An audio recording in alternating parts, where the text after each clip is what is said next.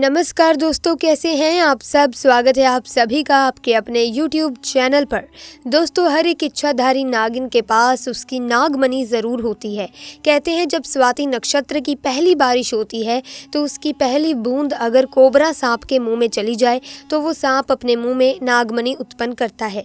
जब एक सांप नागमणि पा लेता है तो उसमें कई सारी दिव्य शक्तियाँ आ जाती हैं, जैसे कि नाग का मनुष्य रूप धारण करना, मनचाही जगह पर पलक झपकते ही पहुंच जाना, अपना आकार कितना भी बड़ा कर देना और कितना भी छोटा हो जाना, ये सभी शक्तियां उसके पास आ जाती हैं। कहते हैं नागमणि की रोशनी बहुत ही ज़्यादा तेज़ होती है और इसका प्रकाश कई किलोमीटर दूर से भी देखा जा सकता है। परंतु दोस्तों, एक इच्छाधारी नागिन अपनी नागमणि को हमेशा लोगों की नज़रों से छुपा कर रखती है, लेकिन जब कोई उससे उसकी नागमणि को छीन लेता है तो नागिन का गुस्सा सातवें आसमान पर होता है।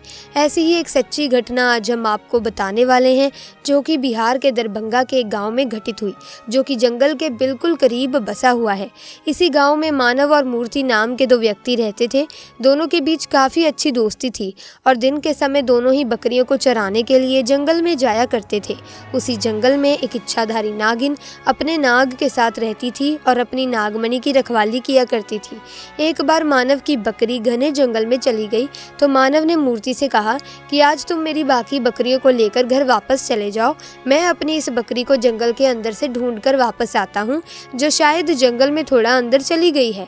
उधर नागिन भी अपना भेष बदलकर तथा मनुष्य रूप धारण कर नाग को नागमणि की रक्षा के लिए छोड़ गांव के भ्रमण के लिए निकली हुई थी। जब मानव अपनी बकरी को ढूंढते हुए उस जंगल में पहुंचा तो पेड़ के नीचे बने बिल में से उसे तेज रोशनी आती हुई दिखाई दी।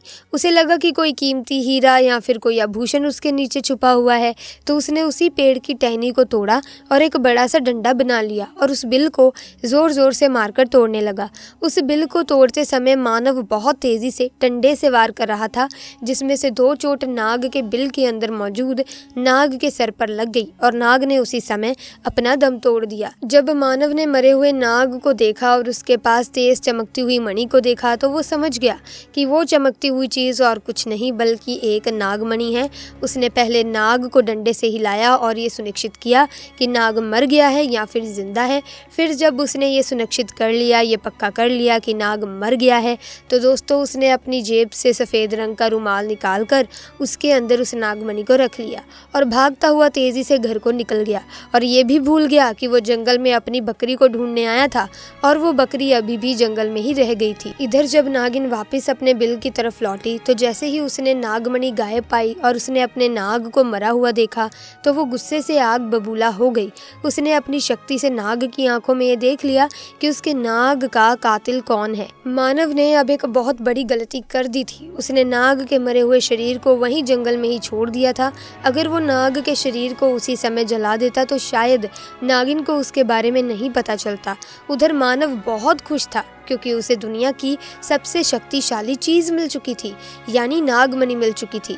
मानव जब घर पहुंचा तो सबसे पहले उसने नागमणि अपने हाथ में पकड़ी और ये इच्छा जाहिर की कि जंगल में जो बकरी खो गई है वो मुझे वापस मिल जाए। तो चमत्कार ऐसा हुआ कि अगले ही पल वो बकरी उसके घर के दरवाजे के बाहर खड़ी थी। मानव ये सब देखकर बहुत खुश हो गया। उसने नागमणि की सहायता से अपने घर को ही बदल दिया और अब गाँव का सबसे अमीर इंसान बन चुका था, और वो भी केवल और केवल नागमणि की मदद से। अपने नाग की हत्या का बदला लेने के लिए नागिन आग बबूला हो उठी, परंतु वो विवश थी क्योंकि मानव के पास नागमणि थी और वो तब तक मानव को नुकसान नहीं पहुंचा सकती जब तक उसके पास वो नागमणि मौजूद है। दोस्तों, कहते हैं कि इच्छाधारी नागिन बगैर नागमणि के भी कोई भी रूप धारण कर सकती है। अपनी शक्ति का फायदा उठाकर नागिन ने एक सुंदर कन्या का रूप धारण किया और मानव किसी काम से जब दूसरे गांव जा रहा था तो उसके बीच रास्ते में बैठ गई और रोने लगी।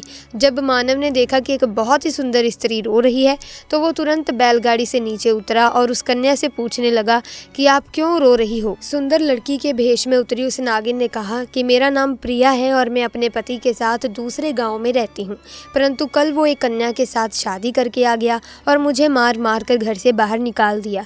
मैं बेसहारा हूँ, लाचार हूँ।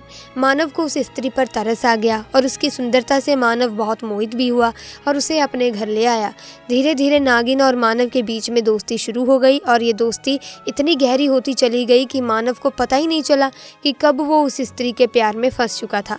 एक दिन मानव और प्रिया यानी कि वो नागिन दोनों घूमने के लिए गए और एक जगह एकांत पाकर प्रिया ने मानव से पूछा, तुम्हारे गले में ये चमकती हुई चीज़ क्या है? तो मानव बोला, अरे कुछ नहीं, साधारण सा आभूषण है, मुझे बहुत अच्छा लगता है इसीलिए मैं इसे गले में पहन लेता हूँ। दोस्तों ये वही आभूषण था जिसे आप नागमणि के नाम से जानते हैं।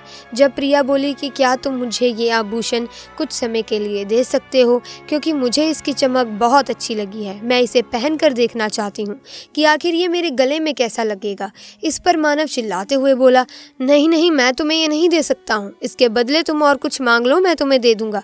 इस पर प्रिया एकदम से गुस्सा होकर बोली, मानव तुम तो कहते थे कि तुम मुझसे बहुत प्यार करते हो, अपनी जान से भी ज़्यादा प्यार करते हो, और बस मैंने एक तुम्हारे गले का ये छोटा सा आभूषण क्या मांग लिया? तुम इस चीज़ के लिए मुझे मना कर रहे हो, मुझ पर गुस्सा क्यों हो रहे हो?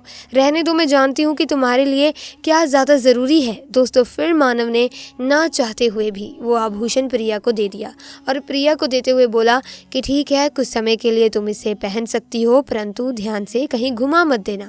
प्रिया के हाथ में दोस्तों जैसे ही वो नागमणि आई, प्रिया का तो रूप एकदम से बदलने लगा।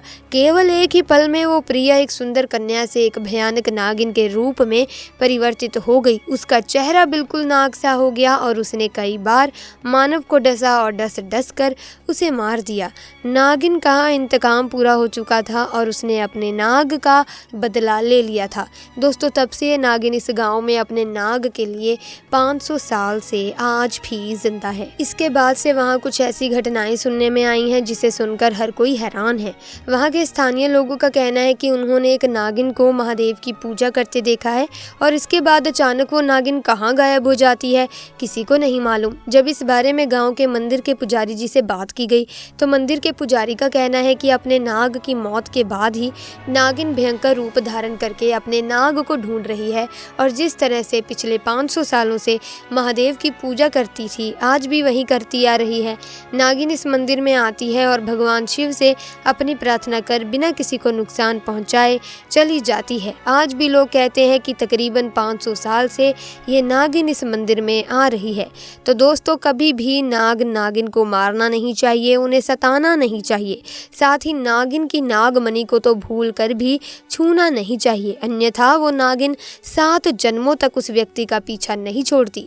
ऐसे में जब आप नाग को मारकर नागिन से जुदा कर देते हैं तो दोस्तों नागिन का गुस्सा 7वें आसमान पर होता है।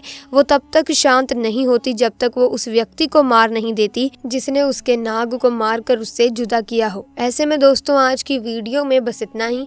मिलेंगे अन्य वीडियो में नई घटना के साथ। लेकिन अगर आपको ये घटना अच्छी लगी तो कमेंट सेक्शन में हर हर महादेव का जयकारा लगाना ना भूलें ताकि महादेव शिव की कृपा आप पर सदैव बनी रहे। साथ ही वीडियो को लाइक और शेयर करना ना भूलें और चैनल को सब्सक्राइब करके बेल आइकन को प्रेस कर दें ताकि नए वीडियोस की अपडेट आपको मिलती रहे। आपका बहुत बहुत धन्यवाद।